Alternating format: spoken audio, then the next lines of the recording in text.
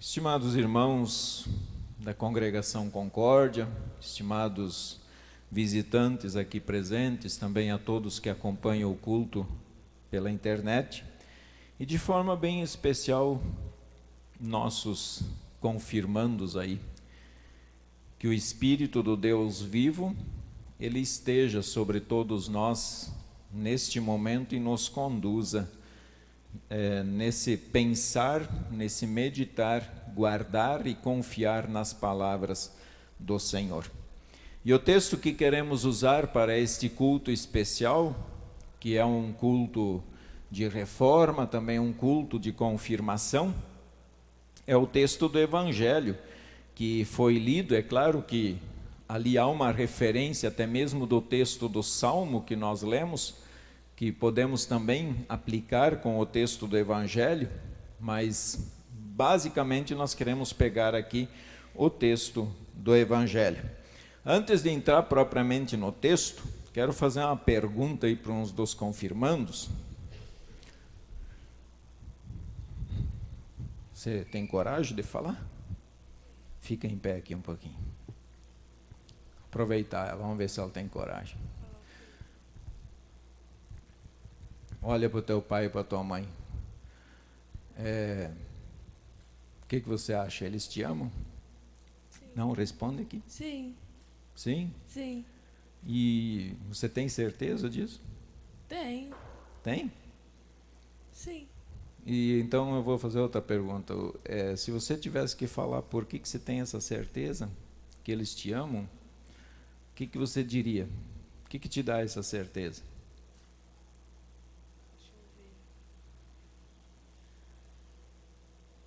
É porque eles já estão comigo desde quando eu nasci. Eles sempre cuidam de mim, eu acho que é por causa disso. Ah, então eles sempre cuidaram de você desde quando você nasceu? Sim. E o que mais você destaca assim de cuidado? O que você, assim que você olha para eles e dá um abraço neles e diz muito obrigado? Que eles sempre estiveram do meu lado quando eu precisei. Sempre que você precisou, esteve do seu lado? Sim. Ótimo, obrigado.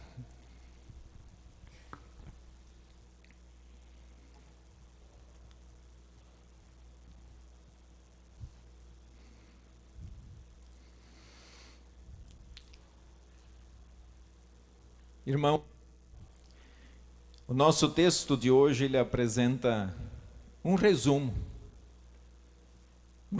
daquilo, de toda a palavra do nosso Deus.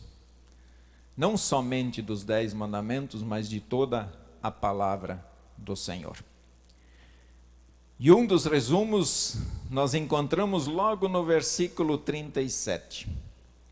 Amarás o Senhor teu Deus de todo o teu coração, de toda a tua alma e de todo o teu entendimento.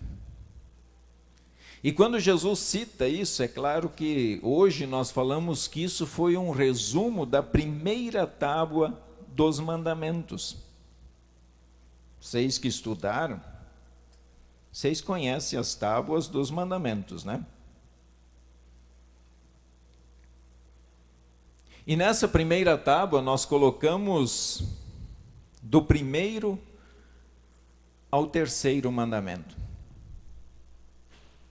Quando ele fala aqui em amar a Deus, ele está falando de um amor muito específico. Eu não vou tratar das 3 formas de falar do amor na Bíblia, mas vou falar desse amor que ele está apontando aqui, que é o amor chamado amor ágape. E o que esse amor significa? O que ele mostra? O que é esse amor? Esse amor é o amor doação. Não há interesses pessoais nesse amor. Ele simplesmente ama, mas ele sempre quer, e ele sempre só tem um desejo no seu coração: o desejo de querer o bem do ser humano. A Escritura até diz: Deus é amor. Lamento que hoje essa questão do amor de Deus está muito confuso para a sociedade. A sociedade pensa em amor de outra forma. Como eu sei que Deus é amor? Fazendo uma referência a ela, como é que ela tem a certeza que o pai ama? Como é que a mãe ama? Como eu sei que Deus é amor? Claro que em primeiro lugar, porque a Escritura, que é a palavra de Deus, me diz isso. Deus é amor. O que me prova, de fato, que Deus é a fonte desse amor? O que prova, de fato, para você que Deus te ama? Quais as razões para amar a Deus sobre todas as coisas que nós temos? Temos que entender que amor, pessoal, quando nós tratamos de amor, nós não falamos de um amor passivo, de um amor que cruza os braços e simplesmente diz eu te amo e está tudo certo. Mas amor, ele é uma ação. Ele é uma ação. Ele é ativo. Ele busca, ele leva, ele vai atrás.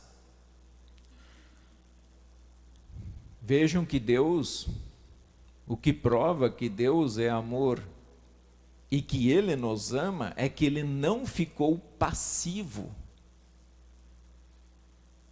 Ele foi ativo, Ele agiu. Ele agiu por amor, Ele criou o mundo. Ou achamos que Deus criou o mundo para brincar com o ser humano? Como se nós fôssemos um brinquedinho que Deus vai jogar aqui agora, vai jogar ali, e assim por diante. Quando o ser humano pecou, por amor, ele agiu diante do caos da humanidade. Ele, por amor, se fez carne e veio habitar entre nós.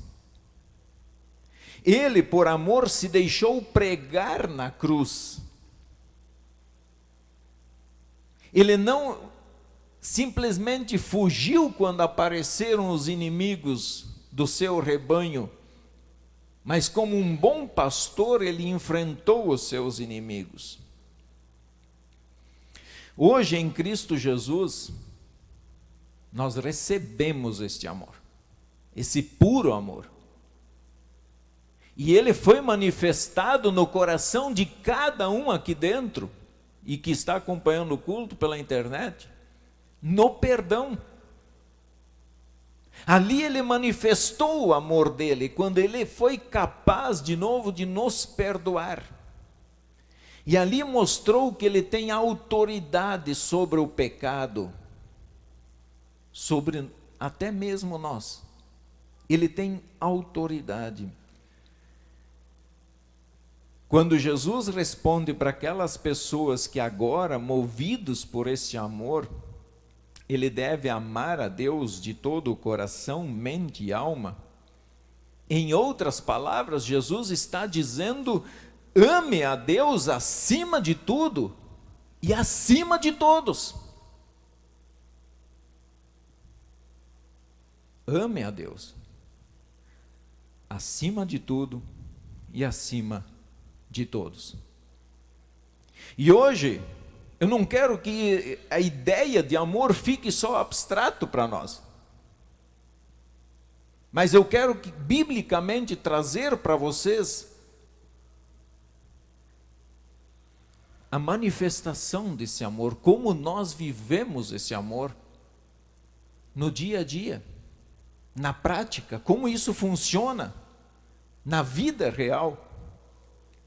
Então vamos lá, o primeiro, ele está falando em amar a Deus sobre todas as coisas.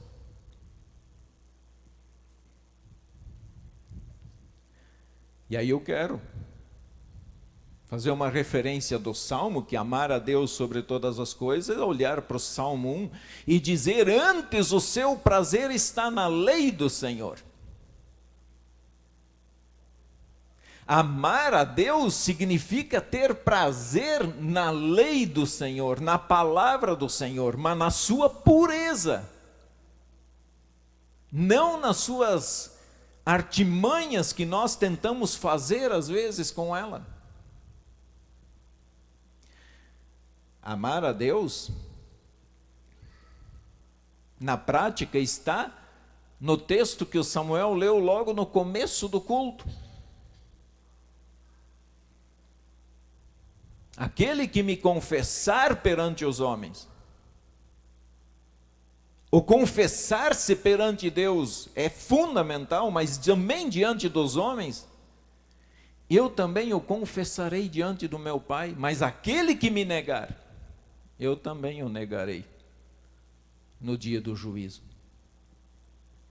Amar a Deus na prática é confessar a sua fé.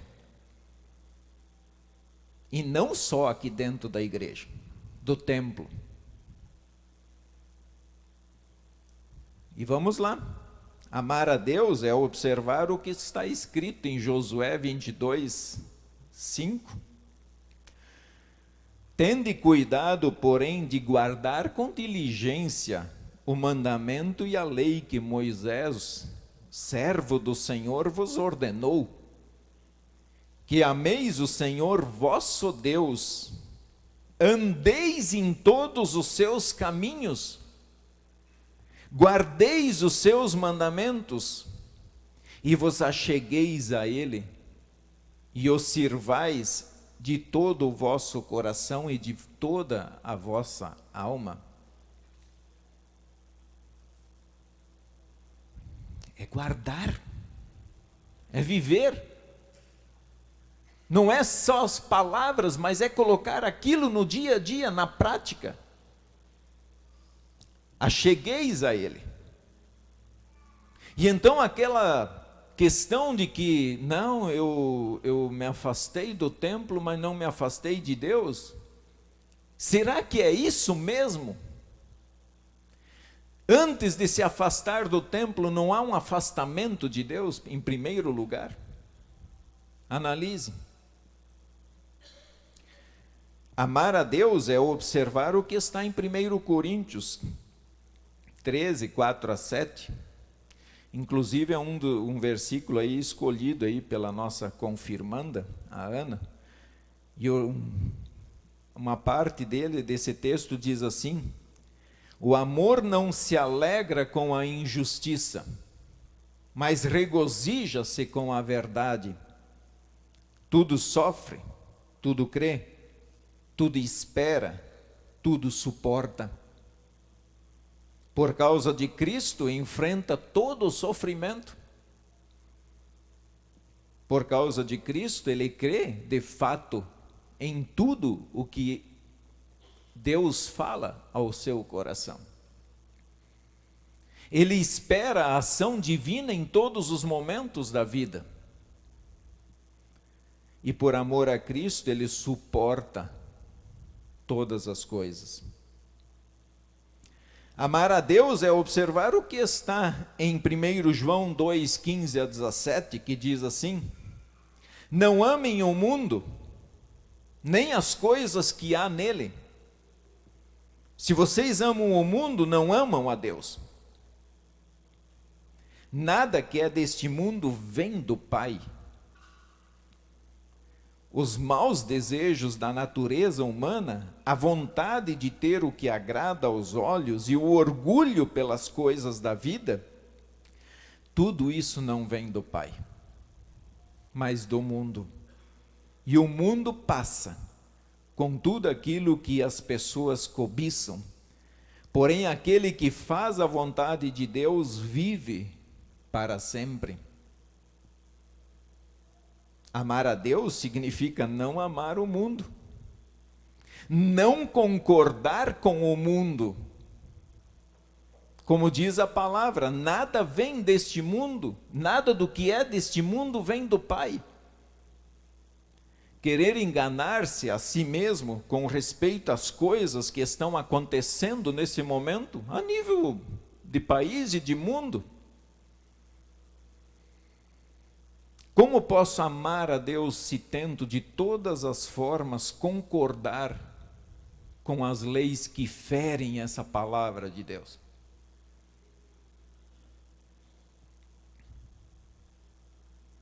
Se são leis que estão dizendo o contrário do que o nosso Deus diz. Como amar a Deus se protejo as pessoas que querem caçar a Jesus e destruir a sua palavra?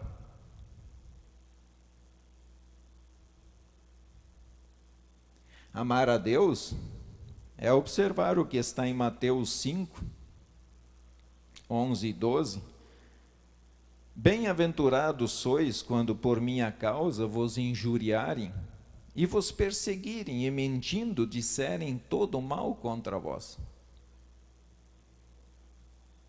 Amar a Deus é sofrer pelas mentiras que eles vão falar a teu respeito, mentiras e julgamentos que fazem a teu respeito. Amar a Deus é o que está em Mateus 16, 24. Então disse Jesus a seus discípulos: se alguém quer vir após mim, a si mesmo se negue, tome a sua cruz e siga-me. Você, por amor a Deus, está disposto a abrir mão dos seus pecados, a negar os seus desejos carnais, aqueles desejos mais íntimos, aqueles que te judiam, por amor? Tomar a cruz significa sofrer por causa de sua fé. Vejam que Jesus não está dizendo em nenhum desses textos que eu abordei aqui, Deus não está dizendo que a vida dos seus filhos aqui seria sempre um mar de rosas. Mas Ele promete que no meio dos espinhos, Ele está contigo. Esses são alguns exemplos que podemos citar, e olhando para isso e cada um examinando o seu coração, a que conclusão você chega? Estás amando a Deus acima de todas as coisas e acima de todas as pessoas, não importa quem seja a pessoa? Tem colocado o reino de Deus em primeiro lugar? Tem buscado os tesouros do céu em resposta à fé que recebeu do Espírito Santo? Naquela ocasião, Jesus nem esperou eles perguntarem se o primeiro mandamento estava dizendo que é amar a Deus sobre todas as coisas. Jesus nem esperou eles perguntarem, mas qual é o segundo? Jesus já foi dizendo: amarás o teu próximo como a ti mesmo. E aí então nós lembramos da segunda tábua dos mandamentos, e aí está separado do 4º ao 10º mandamento, o que na verdade, se fizermos uma análise bem fininha de tudo, esses mandamentos aqui estão intimamente ligados com esse aqui. Não há como viver nesses aqui se não estivermos muito bem com essa primeira tábua. Sobre isso, esse amar o próximo como a ti mesmo, tem uma frase que nos ajuda a compreender bem o que Jesus está dizendo. Não faça para os outros o que você não quer que faça contigo. Não façamos para os outros o que a gente não quer para nós. E olhando para isso aqui, e olhando do 4º ao 10º mandamento, como pais, nós gostamos de ser desrespeitados pelos filhos? Então não desrespeitemos nossos pais e autoridades, e muito menos desrespeitar a Deus, se não queremos ser desrespeitados como pais, como autoridade. Gostaríamos que alguém nos matasse,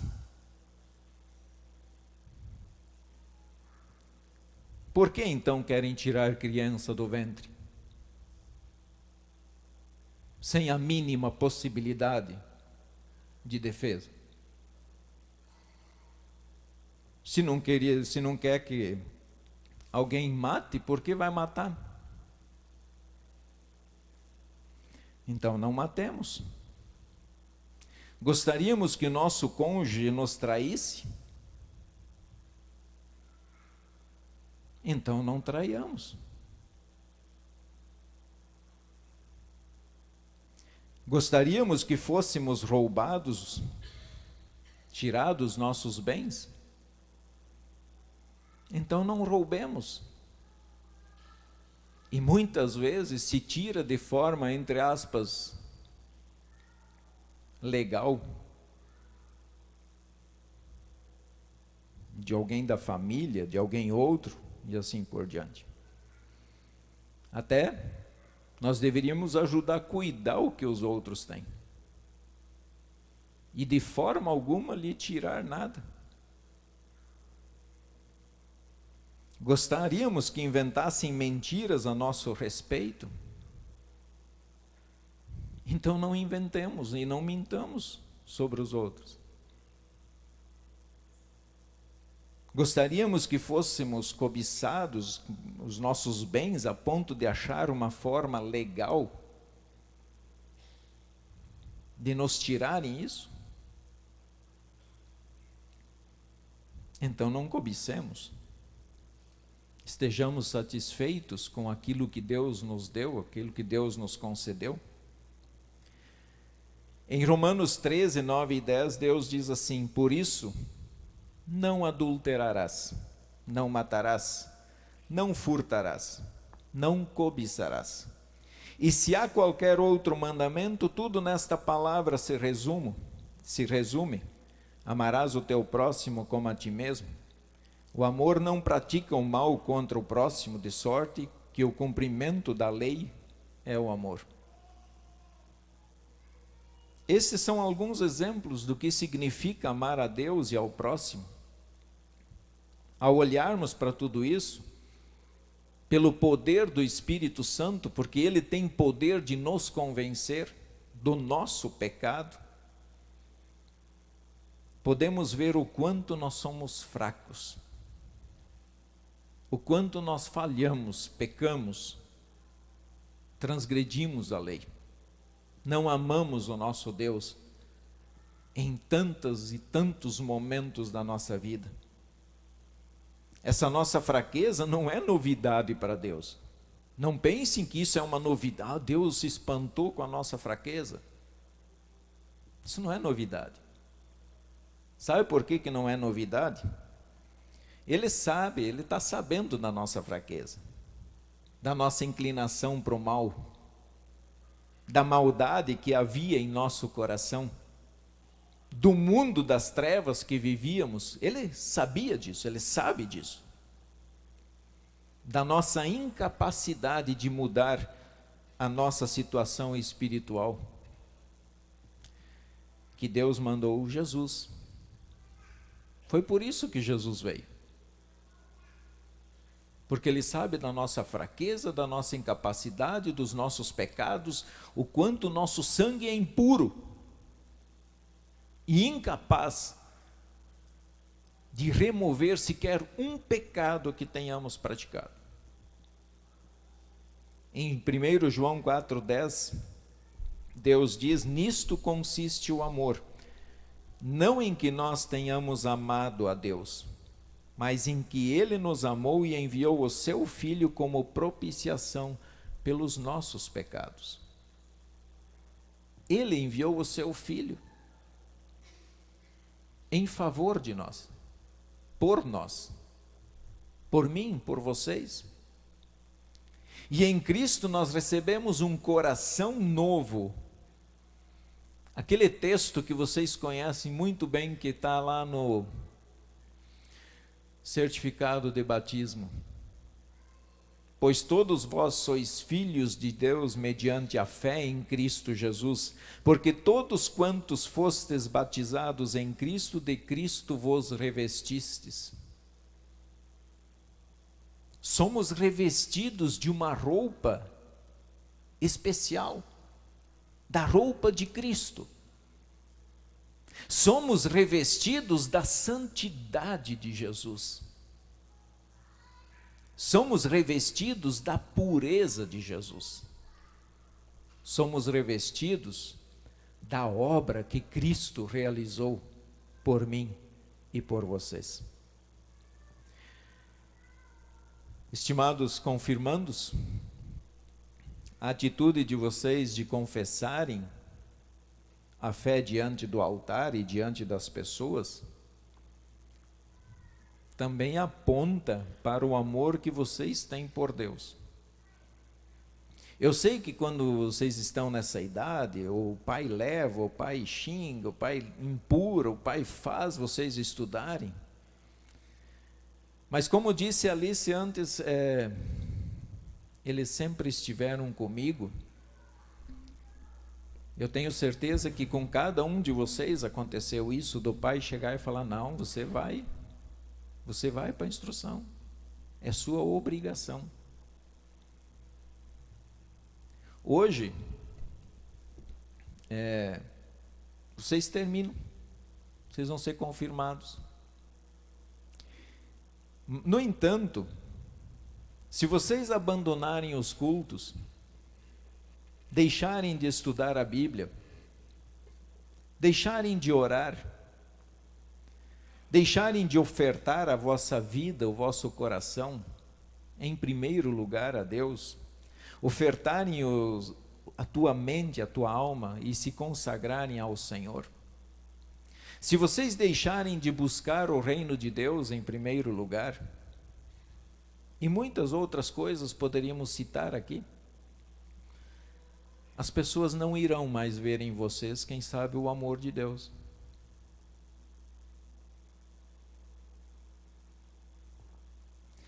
Porque a gente lembra que eu falei que amor é ação. Amor não é ficar sentado e dizer, eu amo. Mas amor é agir. E começa com uma ação dentro do peito, de crer, de confiar, de largar a vida na mão do Senhor. Amem a Deus e o busquem. Creiam nele de todo o vosso coração, não só hoje. Aqui dentro é fácil. Mas o mundo lá fora tem muitas coisas, muitas armadilhas prontinhas para vocês. Tem muitas. Então abrem o olho com a palavra de Deus que vocês aprenderam. Não se desviem desse amor. Aos pais, quero dizer o seguinte: a missão de vocês não acaba aqui. Muito pelo contrário. Essas crianças, elas entram num período da vida muito difícil e nós sabemos disso. Um período tremendamente turbulento para nós. Muitas decisões que vão tomar na vida deles, que eles vão carregar consequências das decisões que vão tomar hoje, amanhã, daqui 1 ano, 2 anos, eles podem carregar por resto da vida. Então a missão de vocês não acaba. Decisões como faculdade, onde morar, o que estudar, a profissão, casamento, filhos. Muitas decisões eles vão tomar e eles vão precisar de vocês. Eles vão precisar de amparo ainda, e muito mais agora. Eles vão precisar de uma boa orientação, de pais presentes. Eles não precisam de pais que digam, eu não sei mais o que fazer. Eles precisam de pais que sabem aonde querem chegar. De onde vieram, quem nós somos, que Deus servimos e para onde nós vamos. Os pais têm que saber isso. E têm que mostrar isso na vida deles. estejam ao lado deles, especialmente tomando muito cuidado para não abandonarem a fé. E vocês confirmando. Eu sei que vocês já questionam os pais de vocês. Quando o pai falar, ó filho, esse é o caminho, não duvide de seu pai, sente e converse com ele. Ouça os seus conselhos. Aos demais pais aqui presentes, que ainda estão com crianças, jovens, ou filhos casados, hoje, nitidamente, pessoal, a nível mundial, a destruição da família é dito de todas as formas. E quem sabe nós poderíamos muito bem dizer, culpa é do fulano, culpa é do ciclano. Mas nós temos que assumir as nossas responsabilidades também. Porque a educação dos filhos não começa lá fora. A educação dos filhos começa com os pais dentro de casa. É lá que começa.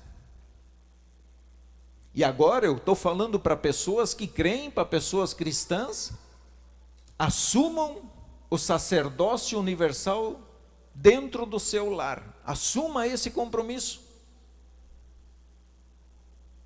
Fale com seus filhos, com seus netos. Não deixem o mundo carregar eles. Lutem por eles. Não entreguem de bandeja. Deus, Ele só pode abençoar um lar quando os pais entregam a vida em primeiro lugar nas mãos dele. E guiados pelo poder do Espírito, pela orientação da palavra, Deus pode conduzir o lar, mesmo nas maiores tempestades da vida, e fazer com que cheguemos bem lá do outro lado. Não vamos transferir a nossa responsabilidade para outros. A primeira responsabilidade é de vocês, pais. A Congregação Concórdia, a IELB, os cristãos, são parceiros de vocês na educação. Somos parceiros para ensinar essas crianças a amar a Deus acima de tudo e amar o seu próximo. A congregação sempre estará aqui para ajudá-los e orientá-los. Continuem amando a Deus, crendo em seu Filho e buscando a orientação do Espírito Santo. Não abandonem isso. Somente assim poderemos chegar seguros, abraçados com a nossa família, lá na eternidade, diante do Pai Celeste. Que Deus nos guarde e que Deus nos conserve firmes nesta fé e no caminho da vida, Cristo Jesus. Amém.